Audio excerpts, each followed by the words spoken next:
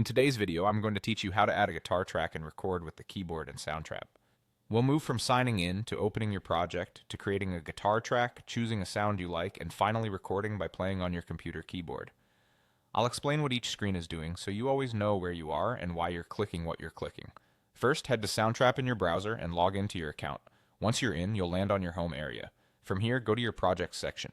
This is where everything you've been working on is organized. Find the project you want to work on and select it to open it. Inside the project, look for the Studio option and click it. The Studio is your main workspace. This is where your tracks, timeline, and instruments live, and where you'll do your recording. Give it a moment to load. When it opens, you should see an empty space or existing tracks on the timeline, depending on your project.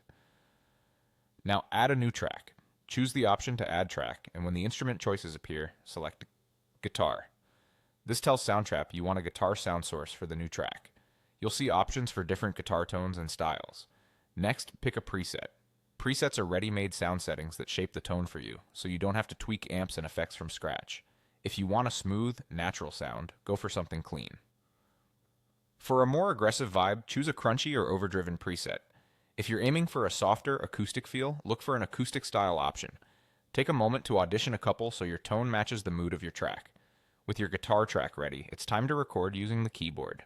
Soundtrap lets you play notes with the on-screen keyboard or your computer keys, so you can perform parts without any external gear.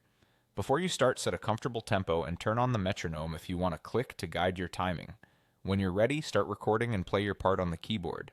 Keep an eye on your levels so your performance doesn't clip, and aim for a steady rhythm. If there's a short count-in, use it to breathe and get in the groove. When you stop, you'll see the take on your timeline. You can always redo it if you want a tighter performance or layer more tracks later. And that's it. Log in, open your project, enter Studio, add a guitar track, choose a preset, and record by playing on your